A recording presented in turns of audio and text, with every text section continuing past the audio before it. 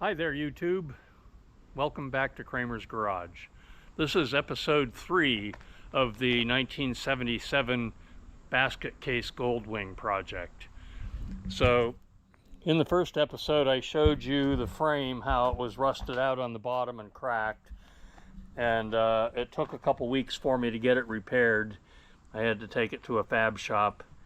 But as you can see, they welded they took a piece of pipe, split it in half, and put it over the old pipe like a clamshell and welded the seams all up. And then so you can see what they did both sides. It's welded solid to the frame out here, and it's welded solid to the kickstand or center stand bracket over there on both sides. Solid weld here and here. So, and it goes all the way around. And so then I ground it down a little bit, cleaned up the welds, and did a little grinding. And I'm getting ready to put some paint on it. Now, most of the paint on this frame is really good shape. Most of this is like new.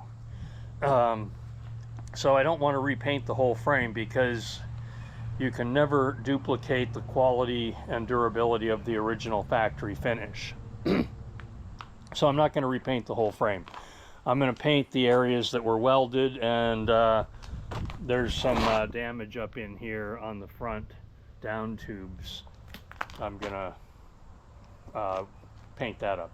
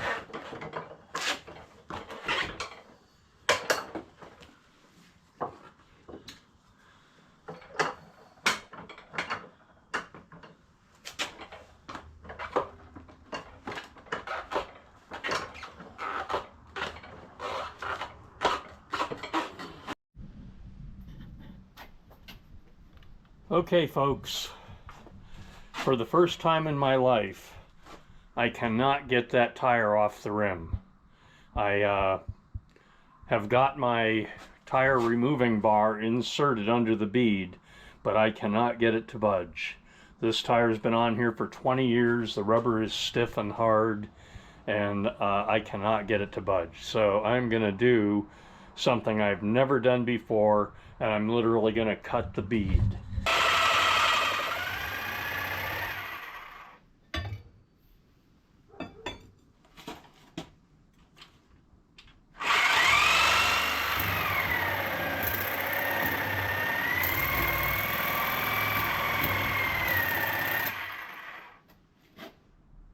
Trying not to cut into my tool.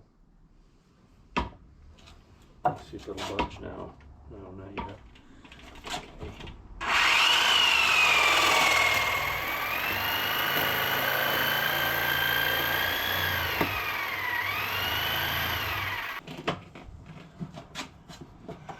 Wow, that's the first time I've had to cut the bead to get the tire off.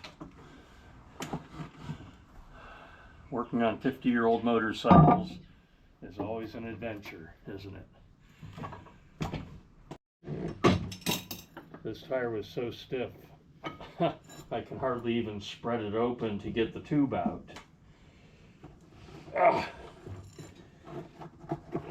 There. As you can see, this tire is fighting me every step of the way.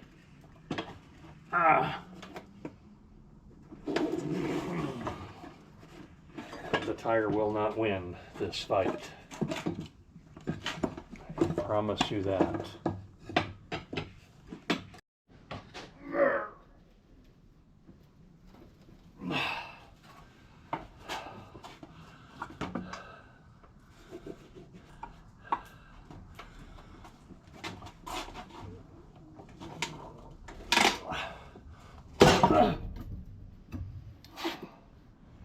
I broke my web strap that was preventing that from turning.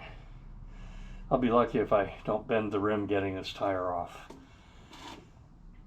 I've never seen anything like it.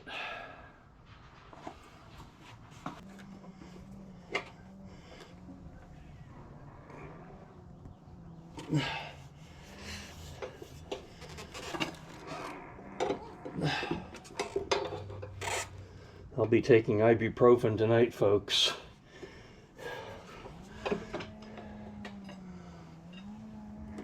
Moved a little bit.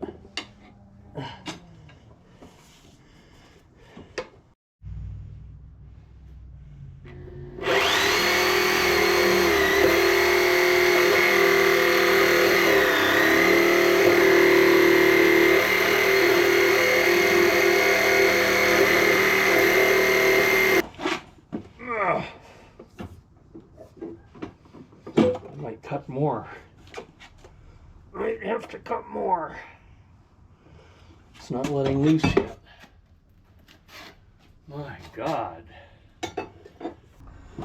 Like I said, I've never seen anything like this before in my life. Ugh. It's starting to come off though. Ugh. I just hope I haven't damaged the rim.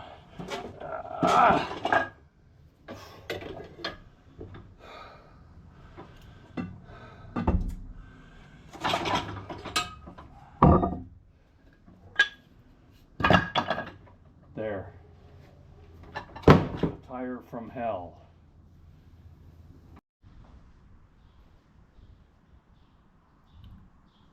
Okay, so this is the part where I turn a spoked rim into a tubeless rim. And I'm not going to recommend that anybody else does this, but I prefer tubeless tires. So this rim had a very thick, heavy rubber rim strip on it. I'm assuming that this was put on at the factory 50 years ago. So I've cleaned up the rim really well. And so what I'm going to do is I'm going to coat the center section of the rim, just the valley in here, with Flex Seal. And then I'm going to put this rubber rim strip on and put a valve stem in it. And I believe that'll seal it up quite well. This is not a hook bead rim, so I'm not going to recommend anybody else do this, but I'm doing it on my own bike. Giving it a final cleaning with brake cleaner. And I'm going to clean the rubber piece with brake cleaner. You can see what I'm going to wind up with there. I'm going to coat this all the way around, and then I'm going to put the rubber in it.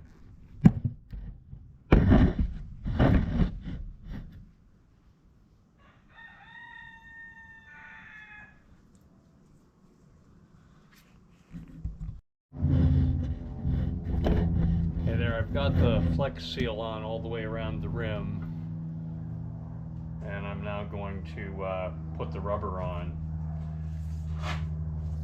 So I'm going to start at the valve hole.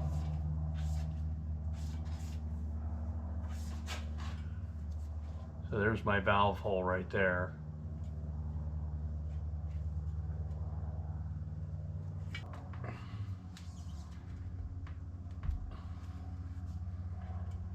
That rim band is nice and tight, which is a good thing in this situation.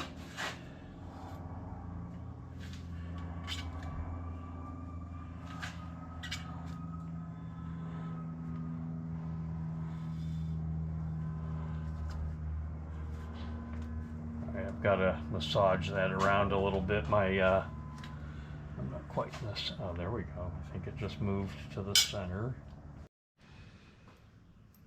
Okay, so I've got the rubber rim band in there, and I've firmly pressed it into the flex seal material. And we're going to let that dry overnight. Now, the valve stem.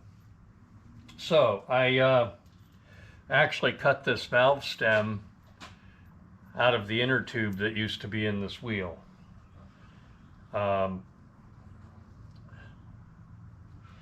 Right or wrong, that's what I did. So to do a different valve stem, like a metal valve stem, I would have to drill the hole a little bigger. And I've done that in the past too. Not a big deal, but I thought I would try something a little different.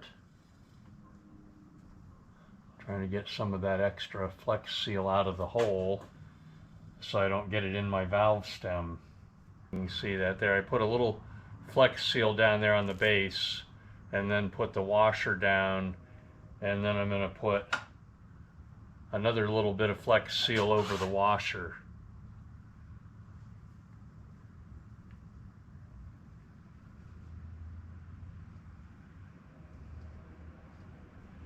There. Now that's going, of course, down against the rubber of the rim band, and that's going to be right pressed in like that. All right, let me wipe the excess off my hands, and then we're going to put a nut in here. Okay, now I got to pull the Q-tip out so I can get the nut in. I thought about putting in a 90-degree valve stem, but I didn't. Thought I'd just go straight. For the 90-degree one, I'd have to drill the hole even a little bit bigger than I would for a regular straight one.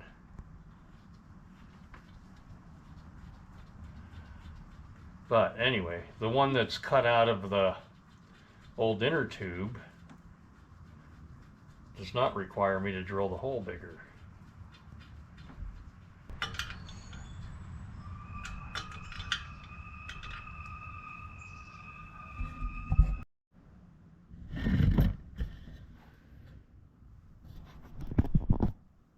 Okay, there it is. I set a block of wood in the bottom of the rim just to keep weight on it so it doesn't rotate, because I have the valve stem positioned at top dead center, and as you can see, that's surrounded with flex seal, and I wanted to keep that at top dead center until it dries. So now I'm going to let this dry until tomorrow, and then I'll put the tire on and put the push drive back in and put a disc on it, a rotor, and then I can balance it and it'll be ready to put on the bike.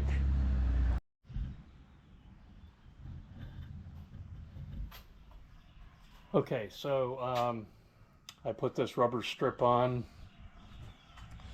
got the valve stem in there. The flex seal that I put on yesterday is fully hardened up, and that hardens up into a pretty hard rubber, sticks real well.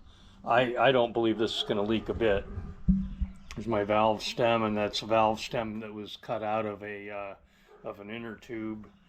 Okay, so I'm going to do one more thing here to help ensure that this seals up well, and that is slime.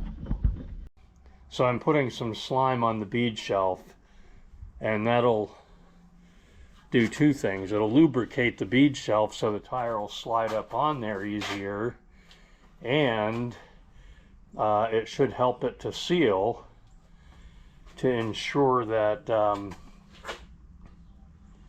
it doesn't leak around the bead. As you can see, this rim has a serrated bead.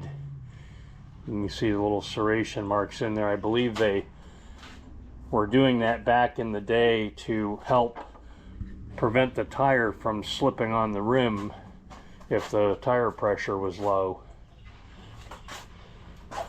Modern rims don't have that, of course.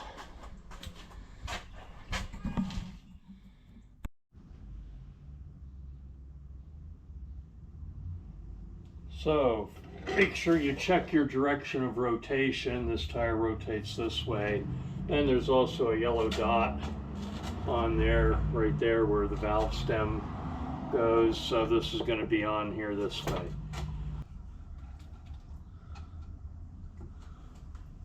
This is rubber lube, so I lube this side of the bead, the side that's going on first.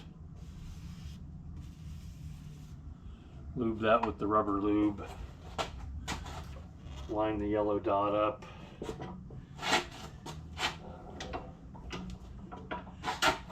And I have to start on the side away from the valve stem. Push it on like that.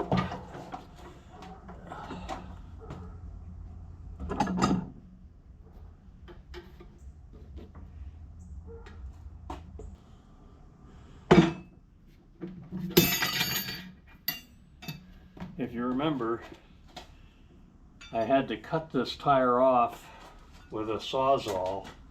The old tire, not this new one, but the old one I had to cut off with a Sawzall, but it had been on there for 20 years.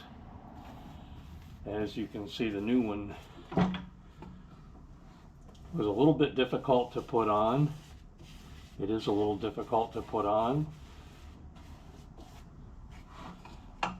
but I did not have to cut the bead with a Sawzall to get it on there. That's a good thing.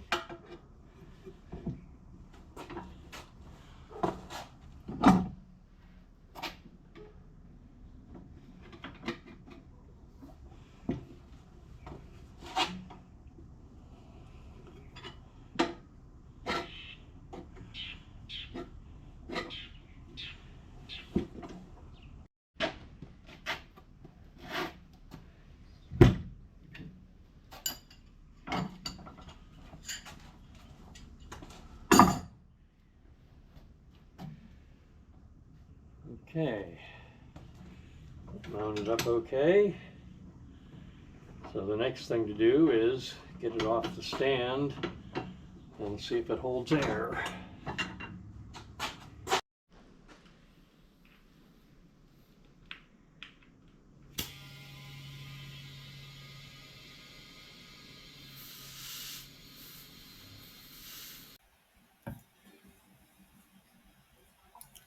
I inflated this tire to 42 psi. It popped up nicely onto the rim, and it does not leak. I'll spray soapy water around the bead.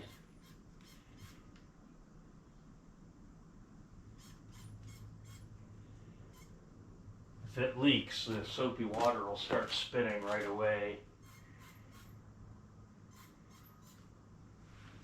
And I always check for leaks this way, even on tires that are correctly mounted on tubeless rims.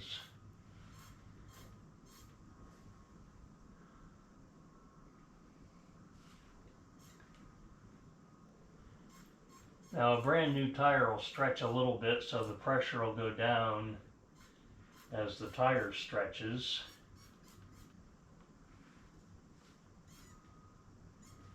I don't see any signs of leaks. I'm going to check my valve stem as well.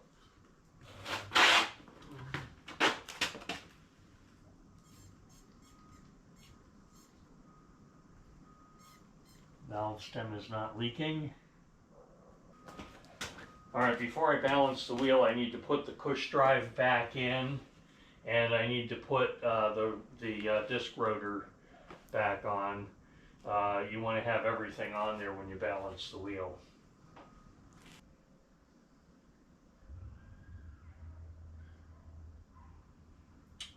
Okay, so I'm going to give it the spin test. What I do is I spin it slowly, and I'm going to get a Sharpie, and where it stops I'll put a mark at the top, and I'll do that 3 times, and if it stops in the same place all 3 times, then I'll assume that it's not in perfect balance and I'll add weight.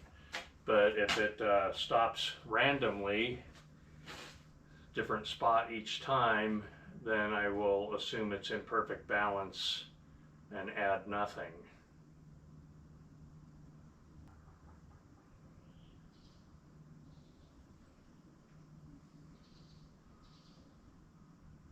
It's backing up a little bit, indicating that the valve stem side is a little heavy.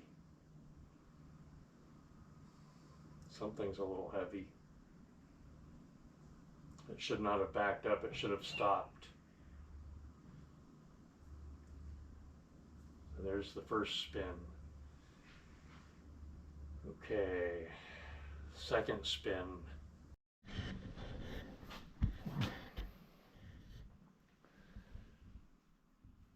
Okay, well, it's amazing how much space a motorcycle takes up in your garage when it's all in pieces. I've got parts everywhere. But anyway, so to conclude this video, this is episode 3 of the basket case build. And I have now put the front end together. Front forks are back in the frame. Front wheel is back in place, so the bike can now stand on its own. It does no longer need jack stands. So what that means is I can now put the engine back in the frame, and that's the next thing I want to do on this build, is put the engine in the frame. And once the engine's in the frame, I can assemble the whole back end and start getting into wiring and more interesting things. So, in the next video, episode 4, will be about the engine. If you remember in episode 1, I mentioned that the engine does not turn, and it does not turn. So I'm going to be taking it apart to find out what's wrong with it that's preventing it from turning a full revolution. So I've got it up on the workbench. I've got the oil out, and so tune into the next episode to find out what's wrong with this engine. And that's it for now. I hope you enjoyed my video, and subscribe to my channel and follow the rest of this project. It's going to be a little while to finish this project. I'll try to have an episode at least once a week or more as I go along. Thanks for watching.